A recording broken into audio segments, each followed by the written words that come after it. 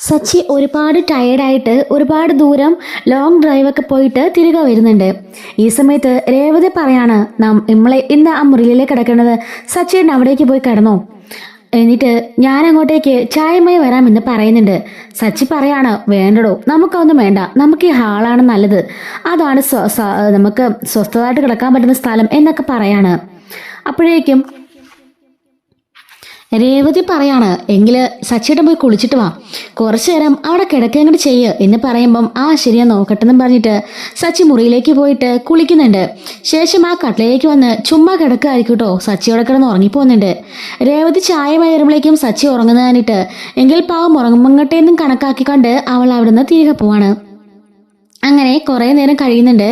ശ്രുതിയും കൂടെ കൂടിയിട്ട് അവരുടെ ബിസിനസ്സൊക്കെ കഴിഞ്ഞതിന് ശേഷം വീട്ടിലേക്ക് വരുന്നുണ്ട്. ശ്രുതിയും കുളിക്കാനായിട്ട് മുറിയിലേക്ക് കയറുമ്പോഴായിരിക്കും സച്ചി അവിടെ കിടന്ന് ഉറങ്ങുന്നത് കാണുന്നത്. ഈ സമയത്ത് അവൻ ചന്ദ്രനെ വിളിക്കാണ്. പണ്ടതുപോലെ നമ്മുടെ രേവതി വയ്യാതെ മുറിയിൽ കിടന്ന് ഉറങ്ങിയപ്പം നമ്മുടെ ശ്രുതിയെ കൂടി അവളെ വിളിച്ചിട്ട് വഴക്കുണ്ടാക്കിയില്ലായിരുന്നു ചന്ദ്രനെ. അതുപോലെ തന്നെ ഇപ്പോഴും കാണിക്കാണ്, കണ്ടോ അമ്മേ ഇവൻ കയറി കിടക്കുന്നത്. ശ്രുതി പറയാണ്, ആന്റി എനിക്കൊന്ന് ഡ്രസ്സ് മാറാൻ പോലും പറ്റില്ല, ഇവൻ കയറി കിടക്കുന്നത് കണ്ടോ, ഞങ്ങൾ ഷോപ്പിൽ നിന്ന് ഒരുപാട് വൈകി വന്നതാ, ഒരുപാട് ജോലി ഉണ്ടായിരുന്നു, ഇവനൊരു ബിസിനസ്സുകാരനല്ലേ, അത്രയ്ക്കും ടെൻഷനുണ്ട്, വരുമ്പോൾ ഞങ്ങൾക്ക് കുളിക്കാനും സൗകര്യമായിട്ട് കിടക്കാനൊക്കെ പറ്റണ്ടേ, അല്ലെങ്കിൽ ഇതെല്ലാം കളഞ്ഞിട്ട് ഞങ്ങൾക്ക് വേറെ വാടകയ്ക്ക് വീട് നോക്കിപ്പോൾ അറിയാമെന്നൊക്കെ ശ്രുതി പറയുമ്പം, അയ്യോ മോളെ വേണ്ട, ഇവന്റെ ആ നശിച്ച ഭാര്യം കാരണം ഒരു സ്വസ്ഥതയില്ലല്ലോ എന്നൊക്കെ പറയുന്നുണ്ട്. ഈ ബഹളം കേട്ടോണ്ട് അങ്ങോട്ടേക്ക് രേവതി കയറി വരുന്നുണ്ട് കേട്ടോ. അപ്പോഴേക്കും സച്ചിയോട്, ഡാ സച്ചി എഴുന്നേക്കണമെന്ന് പറഞ്ഞിട്ട് ചന്ദ്ര സച്ചിനെ ഉണർത്താണ്. സച്ചി ചാടി എഴുന്നേക്കുന്നുണ്ട്. എന്താ അമ്മയെന്ന് ചോദിക്കാണ്. എന്താണെന്നോ, ശ്രുതിയും വന്നത് കണ്ടില്ലേ, അതിനെന്താ എന്ന് ചോദിക്കാണ്. അതിനെന്താണെന്നോ, ഇത് അവരുടെ മുറിയല്ലേ, അവൾക്ക് വന്ന് കുളിക്കുകയും ഡ്രസ്സ് മാറുകയൊക്കെ ചെയ്യണ്ടേ, നീ എഴുന്നേറ്റ് പോയി താഴെ എങ്ങാനും പോയെന്ന് പറയാണ്. അമ്മ എന്തൊക്കെയാ പറയുന്നത്, ഞാനും അതുപോലെ ഓട്ടം കഴിഞ്ഞിട്ട് വന്നതല്ലേ, ഇന്നലെ ഒന്നും ഞാൻ വന്നിട്ട് കൂടെ ഇല്ല, രാത്രി മുഴുവൻ ഓട്ടമായിരുന്നു, നൈറ്റ് ട്രിപ്പും കഴിഞ്ഞിട്ട് ഞാൻ വന്നതല്ലേ, എനിക്കും കുറച്ചേരം കിടക്കണ്ടേ എന്ന് ചോദിക്കാണ്. അപ്പോഴേക്കും നമ്മുടെ ചന്ദ്ര പറയാണ് കേട്ടോ, താഴെ ഹാളില് അത്രയും സ്ഥലം ഉണ്ടല്ലോ, അവിടെ പോയി കിടക്കത്തില്ലേ, അല്ലെങ്കിൽ വർഷയുടെയും ശ്രീകാന്തിന്റെ മുറിയുണ്ടല്ലോ, അങ്ങോട്ട് പോയി കിടക്ക്, ഇവിടെ ഒന്ന് കിടക്കണ്ട, ഇവർക്ക് സ്വസ്ഥമായി തുണി മാറാനും അവർക്ക് കുളിക്കാനൊക്കെ ഉള്ളതാണെന്ന് പറയുന്നുണ്ട്. സച്ചി എന്നും തിരിച്ചു മറുപടി വന്ന സച്ചിക്കാണെങ്കിലോ അതൊന്നും പറയാൻ സാധിക്കുന്നില്ല. ചന്ദ്ര ഇങ്ങനെയൊക്കെ ബിഹേവ് ചെയ്യുമ്പം അവന്റെ മനസ്സിന് അത് വല്ലാത്തൊരു മുറിവാകുന്നുണ്ട്. അവൻ ആ റൂമിന്റെ പുറത്തേക്ക് ഇറങ്ങുമ്പോഴേക്കും കാണുന്നത് രേവതിനെ ആയിരിക്കും കേട്ടോ. അവളുടെ മുഖത്തേക്ക് നോക്കിക്കൊണ്ട് കരഞ്ഞുകൊണ്ട് അവൻ പുറത്തേക്ക് പോവാണ്. അങ്ങനെ പുറത്തു പോയിട്ട് സിറ്റ് ഔട്ടിൽ ഇരിക്കുന്നുണ്ട്.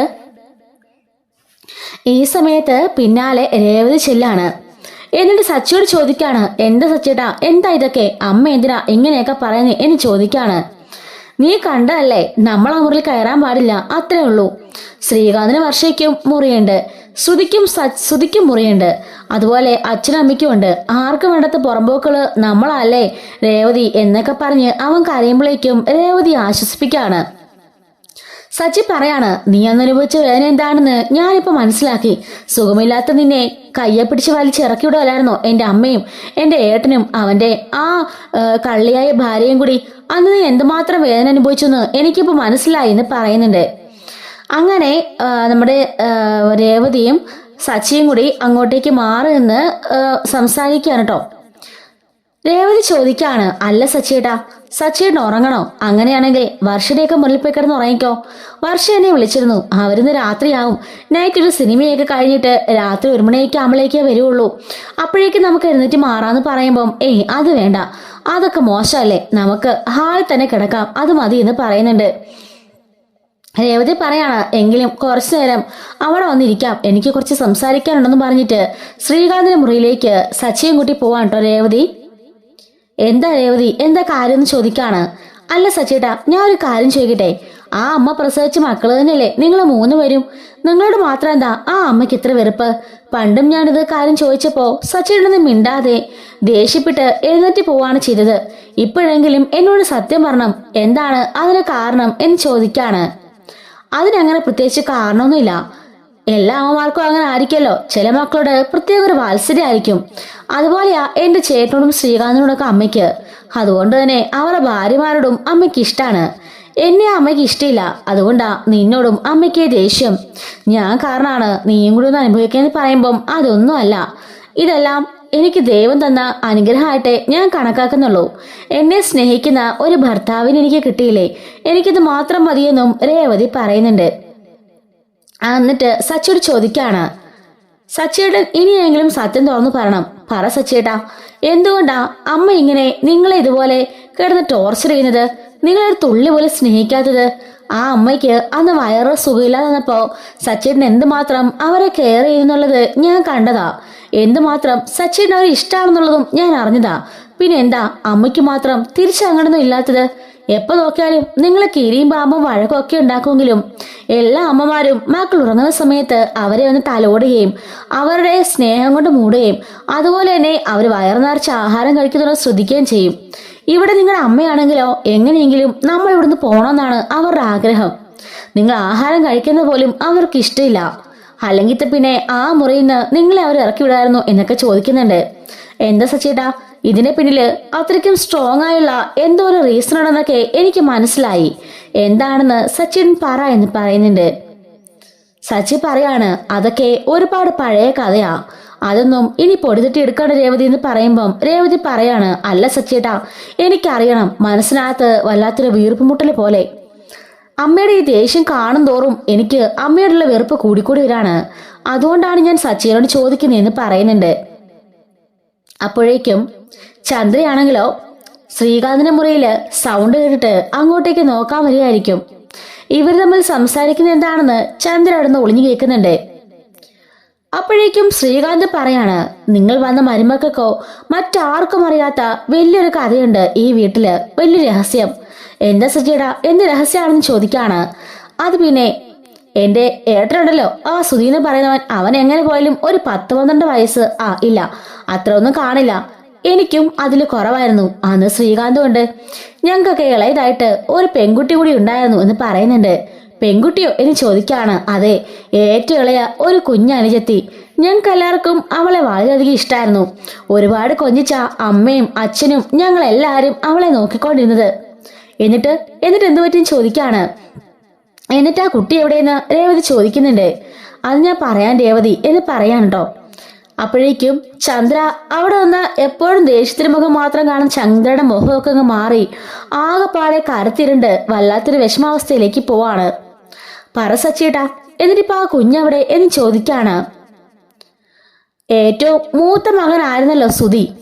അമ്മയുടെ ഈ സ്നേഹമാണെങ്കിൽ സുധിക്കൊട്ട് സഹിക്കാനാവുന്നില്ലായിരുന്നു. സുധി അതിൻ്റെ ശേഷം ഞാൻ ഉണ്ടായപ്പോഴും ശ്രീകാന്ത് ഉണ്ടായപ്പോഴും എല്ലാം സുധിക്ക് അമ്മയോടും ഞങ്ങളോടൊക്കെ വളരെ ദേഷ്യമായിരുന്നു. അവനെ സ്നേഹിക്കുന്നില്ല, അവനെ നോക്കുന്നില്ലെന്നൊക്കെ പറഞ്ഞ് എപ്പോഴും അമ്മയോട് ബഹളം ഉണ്ടാക്കായിരുന്നു.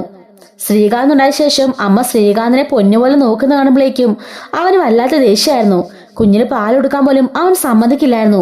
അമ്മയുടെ സ്നേഹം മുഴുവനും അവന് വേണമെന്ന് പറഞ്ഞ് എപ്പോഴും വാശിയായിരുന്നു. പക്ഷെ അന്നൊക്കെ അമ്മയ്ക്ക് ഞാനും സുധിയും ശ്രീകാന്തും ഞങ്ങളുടെ കുഞ്ഞുവാവയെല്ലാം ഒന്നുപോലെയായിരുന്നു. അമ്മയ്ക്ക് 4 മക്കളെയും ഒരുപാട് ഇഷ്ടമായിരുന്നു എന്ന് സച്ചി പറയുന്നുണ്ട്.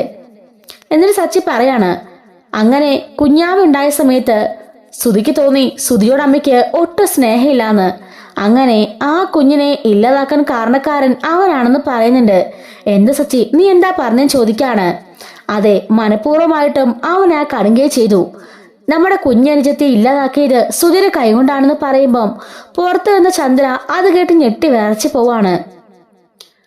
അപ്പോഴേക്കും രേവതി ചോദിക്കാണ്, അല്ല സച്ചേട്ടാ, സുധിയല്ലേ ആ കുഞ്ഞിനെ ഇല്ലാതാക്കിയത്?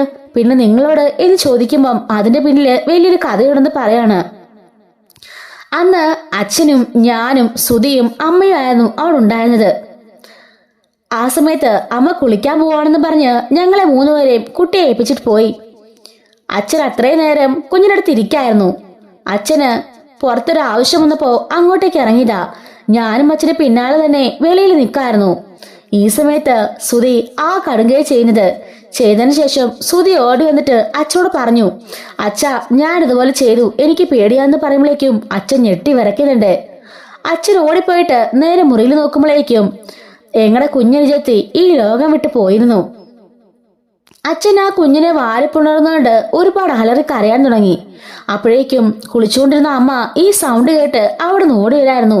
എന്താ എന്താ പറ്റിയെന്ന് ചോദിച്ചിട്ടൊന്നും അച്ഛനൊന്നും പറയുന്നില്ല. ആ കുഞ്ഞിനെ അമ്മയുടെ കൈകളിലേക്ക് കൊടുത്തപ്പോഴേക്കും ആ ചേതനിട്ട് ശരീരം കണ്ടിട്ട് അമ്മ ബോധം കെട്ട് താഴെ വീണു. അങ്ങനെ അമ്മേനെ പൊക്കിയെടുത്ത് എല്ലാവരും കൂടി ഹോസ്പിറ്റലിലേക്കൊക്കെ കൊണ്ടുപോയി. എന്താണ് സംഭവിച്ചെന്ന് മാത്രം ആർക്കും ഒന്നും മനസ്സിലാകുന്നില്ല. അവസാനം കുഞ്ഞ് ശ്വാസം മുട്ടിയാണ് ഇല്ലാതായെന്ന് എല്ലാരും മനസ്സിലാക്കുന്നുണ്ട്. അപ്പോഴേക്കും രേവതി പറയാണ്, അതല്ല സച്ചേട്ടാ, ഇത്രയും പറഞ്ഞ കാര്യങ്ങളില് സുധിയേട്ടനാണല്ലോ എല്ലാം ചെയ്തത്, പിന്നെ എങ്ങനെ നിങ്ങള് അമ്മയുടെ ശത്രുവായെന്ന് ചോദിക്കാണ്. അത് പിന്നെ അന്ന് ഈ സുധീനെ എങ്ങാനും പോലീസ് പിടിച്ചാല് ഒരുപാട് ശിക്ഷ അനുഭവിക്കേണ്ടി വരും. ഞാനന്ന് കുഞ്ഞു കുട്ടിയല്ലേ, അതുകൊണ്ട് എന്നെ വെറുതെ വിടും. അത് മാത്രല്ല, സുധിയാണ് ഇത് ചെയ്തെന്നറിഞ്ഞെങ്കിൽ മൂത്ത മകനായിട്ട് അമ്മ അവൻ ഒരുപാട് വെറുക്കുമെന്നും രവി പേടിച്ചു. അതുപോലെ തന്നെ അമ്മയ്ക്കാണെങ്കിൽ അവന്റെ വെറുപ്പ് തോന്നുമോ എന്ന് പേടിച്ചിട്ടാ ഇങ്ങനെയൊക്കെ ചെയ്തെന്ന് പറയാണ്. രേവതി ചോദിക്കാണ്, അല്ല അപ്പ അമ്മയ്ക്ക് നിങ്ങളുടെ വെറുപ്പുണ്ടായ കുഴപ്പമില്ല ചോദിക്കുമ്പം അതല്ല രേവതി, സുധി എന്ന് പറഞ്ഞ അമ്മയ്ക്ക് ഒരുപാട് ജീവനായിരുന്നു. ഞങ്ങളെയെല്ലാം സ്നേഹിക്കുന്നതിനേക്കാളും കൂടുതൽ അന്നും അമ്മയ്ക്ക് സുധിയോട് വല്ലാത്ത കാര്യമായിരുന്നു. സുധി ഇങ്ങനെ തെറ്റിയെന്ന് ഒരിക്കലും അമ്മ വിശ്വസിക്കത്ത കൂടിയില്ല. അത് മാത്രമല്ല, സുധിയാണിത് ചെയ്യുന്നറിഞ്ഞാല് അമ്മ തകർന്നു പോകും. സുധീനെ ഒരുപാട് ഇഷ്ടമായിരുന്നല്ലോ, അതുകൊണ്ടാണെന്ന് അച്ഛനും ഞാനോട് ചേർന്ന് ഞാൻ തന്നെയാണ് അത് ചെയ്യുന്നതെന്ന് പറഞ്ഞത്. അതുകൊണ്ട് തന്നെ ശിക്ഷയില് ഇളവൊക്കെ കിട്ടി. കുറച്ചു കാലം ഞാൻ ദുർഗുണ പാഠശാലയിലൊക്കെ കിടന്നിട്ടുണ്ടെന്നും സച്ചി പറയുന്നുണ്ട്. ഇത് കേട്ട് പുറത്ത് ചങ്ക് പൊട്ടി കരഞ്ഞോണ്ടിരിക്കുകയാണ് കേട്ടോ നമ്മുടെ ചന്ദ്ര. അല്ല സച്ചിട്ടാ, ഈ കാര്യങ്ങള് സുധിക്ക് ശ്രീകാന്തിനും അറിയില്ലെന്ന് ചോദിക്കാണ്. ശ്രീകാന്തിന് അറിയില്ല, പക്ഷെ സുധിക്കറിയാമെന്ന് പറയുന്നുണ്ട്. എന്നിട്ട് സുധിയേട്ടൻ ഇപ്പോഴും ആരോടും ഒന്നും പറയാറില്ലല്ലേ? ഇല്ല, അന്നത്തെ ആ ഒരു കേസും പ്രശ്നങ്ങളും കഴിഞ്ഞ പിന്നെ ഇതുവരേക്കും ഞങ്ങൾ ആ കാര്യത്തെപ്പറ്റി സംസാരിച്ചിട്ട് കൂടിയില്ല. അമ്മയ്ക്ക് അന്ന് തുടങ്ങിയുള്ള ദേഷ്യം ഞാൻ മനഃപൂർവ്വമായും എന്റെ കുഞ്ഞനുജത്തിനെ ഇല്ലാതാക്കിയെന്നാണ് അമ്മ ഇപ്പോഴും കരുതുന്നത്. അതുകൊണ്ടാ അമ്മയ്ക്ക് എന്നോട് ഇപ്പോഴും ഈ വൈരാഗ്യമെന്നും അവൻ പറയാണ്.